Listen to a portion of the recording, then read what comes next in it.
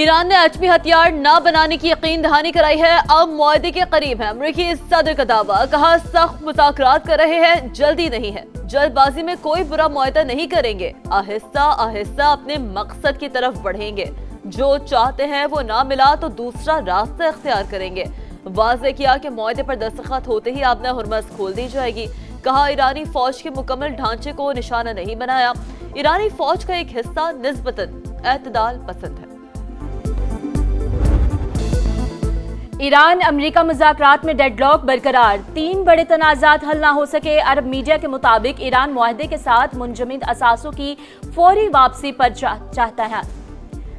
امریکہ اسے بتدریج اور طے شدہ شرائط کے ساتھ جاری کرنا چاہتا ہے۔ ایران کا $300 ارب کے تعمیراتی فنڈ کا مطالبہ بھی رکاوٹ قرار۔ تیسری بنیادی وجہ ایران پر پابندیوں میں فوری نرمی کا نہ ہونا ہے۔ عرب میڈیا کے مطابق تمام اختلافات حل ہونے کے بعد باضابطہ معاہدے کا اعلان کیا جائے گا۔ کچھ اہم اور متنازع نکات آئندہ مذاکرات تک مؤخر۔ امریکی اخبار کا دعویٰ، لکھا صدر ٹرمپ کی مجوزہ تجاویز میں پاکستان نے اہم کردار ادا کیا۔ آبنہ ہرمز پر پھر کشیدگی، امریکی فوج کا خلیج عمان میں تجارتی جہاز پر ہیل فائر میزائل سے حملہ۔ سینٹ کام کے مطابق 20 سے زائد وارننگز نظر انداز کرنے پر گیمبیا کے پرچم والے جہاز کو ناکارہ بنا دیا۔ ایران کے خاتم الانبیاء ہیڈ کوارٹرز کی فوجی جہازوں کو مداخلت سے باز رہنے کی وارننگ۔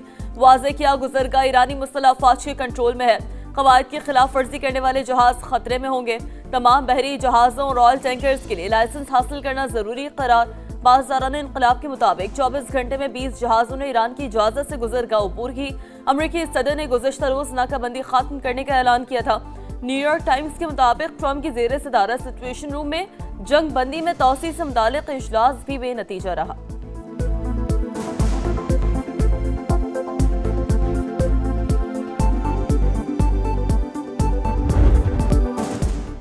معاہدہ نہ ہوا تو دوبارہ جنگ کے لیے تیار ہیں، پہلے سے بھی زیادہ شدت سے حملہ کریں گے۔ امریکی وزیر جنگ کی دھمکی، میڈیا سے گفتگو میں کہا ڈیل امریکی مفادات سامنے رکھ کر ہی کی جائے گی۔ صدر ٹرمپ واضح کر چکے ایران کسی بھی صورت ایٹمی ہتھیار نہیں بنا سکتا۔ بحری ناکہ بندی برقرار، آبنائے ہرمز ٹیکس فری اور آزادانہ استعمال ہونی چاہیے۔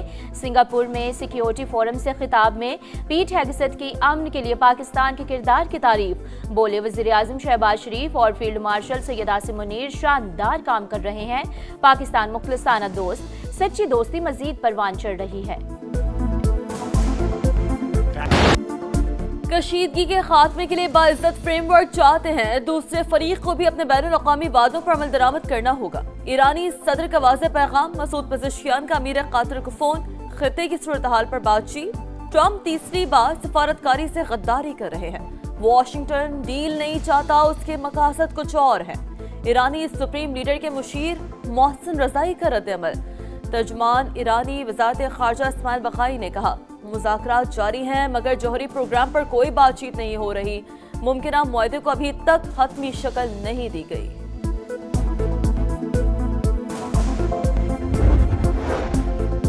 آبنائے ہرمز پر کنٹرول مزید مضبوط کرنے کی تیاری، ایرانی پارلیمنٹ میں اہم قانون پیش ہونے کا امکان۔ رکن پارلیمنٹ علاء الدین سلیمی کے مطابق منصوبہ جلد قانون بن جائے گا، ارکان کا معاملے پر اتفاق ہو چکا، عمان سے عالمی گزرگاہ پر مشاورت جاری۔ اسلام آباد کے علاقے بہارہ کہو میں خوفناک ٹریفک حادثہ، تیز رفتار گاڑی دیگر گاڑیوں اور موٹر سائیکلوں سے جا ٹکرائی۔ حادثے میں 4 افراد جاں بحق، 4 زخمی اسپتال منتقل۔ ڈرائیور موقع سے فرار، پولیس نے گاڑی کو تحویل میں لے کر تحقیقات شروع کر دی۔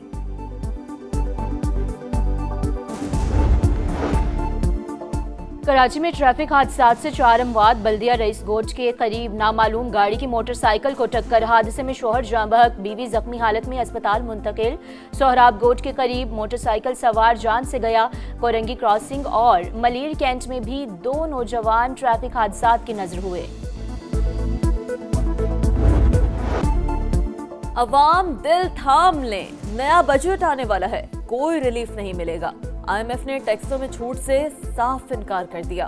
ای وہیکلز پر 18% جی ایس ٹی لگانے پر زور، ٹیکسوں میں اضافے سے سولر پینلز، الیکٹرک اور ہائبرڈ گاڑیاں مہنگی ہونے کا خدشہ۔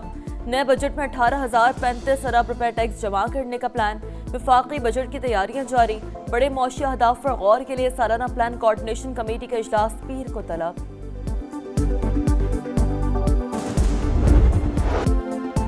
غذائی اجناس اور اشیاء ضروریہ پر ٹیکسوں کی بھرمار، ڈیوٹیز کی مد میں بھی بھاری وصولیاں، نئے بجٹ میں شرح میں کمی میں مشکلات، حکومت تذبذب کا شکار، سما عائد ٹیکسوں کی تفصیل سامنے لے آیا۔ چینی پر 20% کسٹمز ڈیوٹی، 4% اضافی وصولی، ویجیٹل گھی، کوکنگ آئل، چائے کی پتی اور چینی پر 18% سیلز ٹیکس لاگو، خشک دودھ، تیار شدہ خوراک، بجلی اور گیس پر بھی 18% وصولیاں، انڈے، چاول اور مختلف سبزیاں بھی فہرست میں شامل، مہنگائی کے طوفان میں گھرے شہری ہلکان۔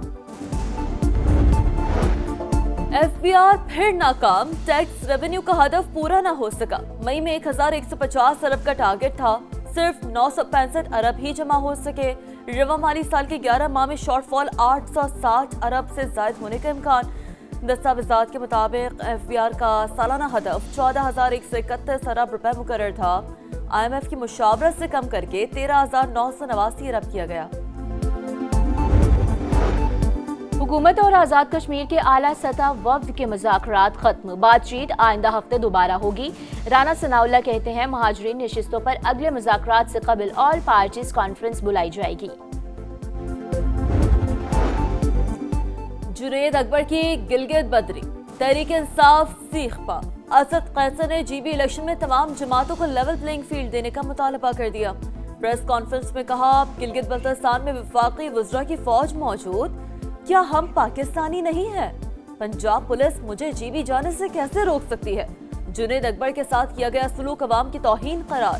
وزیر اعلیٰ کے پی سہیل آفریدی کا supreme appellate court Gilgit Baltistan کے چیف جسٹس کو خط، انتخابی ماحول پر تشویش کا اظہار۔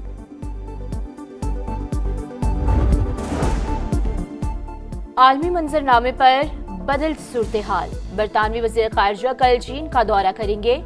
برطانوی حکام کے مطابق دورے میں عالمی چیلنجز، علاقائی صورتحال اور اقتصادی تعاون پر تبادلہ خیال کیا جائے گا۔ غزہ میں فلسطینیوں کا قتل عام، اسرائیلی فوجوں نے سفاکیت کا اعتراف کر لیا۔ صہیونی اہلکاروں کے مطابق جنگ بندی محض مذاق تھی، غزہ ہمارے لیے صرف جنگل تھا، شناخت کے بغیر فلسطینیوں کو نشانہ بناتے رہے۔ فلسطینیوں کی گاڑی پر حملے کے بعد فوجیوں نے جشن بھی منایا۔ مسیحیوں کے روحانی پیشوا کے پرامن معاشرے کی تعمیر پر زور، پوپ لیو نے سوشل میڈیا پر مثبت رویے امن کے حصول میں معاون ثابت ہوتے ہیں۔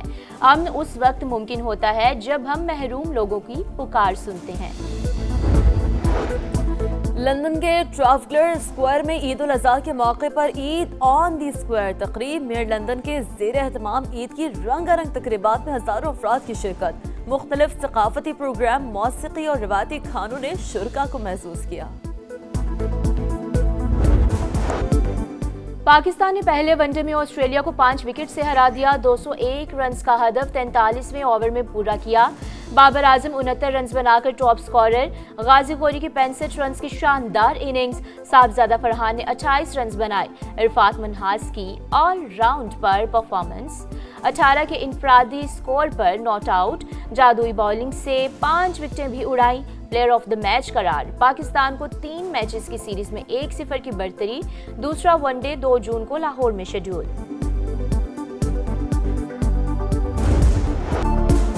پہلے ہی میچ میں پنجا، عرفات منہاس کا ڈریم ڈیبیو، پاکستانی اسپنر نے دھوم مچا دی، آسٹریلیا کے خلاف جادوئی بولنگ، کریئر کے پہلے ون ڈے میں 5 وکٹیں لینے والے پہلے پاکستانی بن گئے۔ ذاکر خان کا 42 سال پرانا قومی ریکارڈ توڑ دیا، Josh Inglis, liberation green, Matthew short اور نیتن ایلس کو شکار بنایا، آئندہ بھی شاندار کارکردگی دکھانے کے لیے پرعزم۔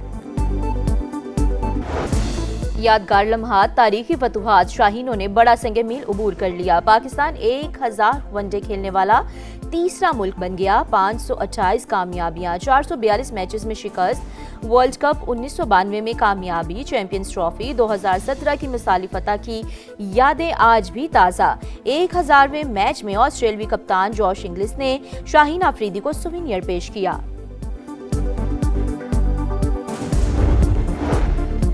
چیمپئنز لیگ جیتنے پر پیرس میں کہیں جشن تو کہیں ہنگامے، فرانسیسی فٹ بال کلب پی ایس جی کی آرسنل کو پینلٹیز پر شکست، میچ کے بعد پیرس میں ہنگامے پھوٹ پڑے، مشتعل افراد کی پولیس سے جھڑپیں۔ اور انسداد تمباکو نوشی کا عالمی دن آج منایا جا رہا ہے۔ عالمی ادارے صحت کے مطابق دنیا بھر میں تمباکو نوشی سے ہر سال 70 لاکھ اموات، پاکستان میں 32% مرد اور 6% خواتین عادت میں مبتلا۔ سدباب کے لیے ملک میں ریگولیٹری فریم ورک ہی موجود نہیں۔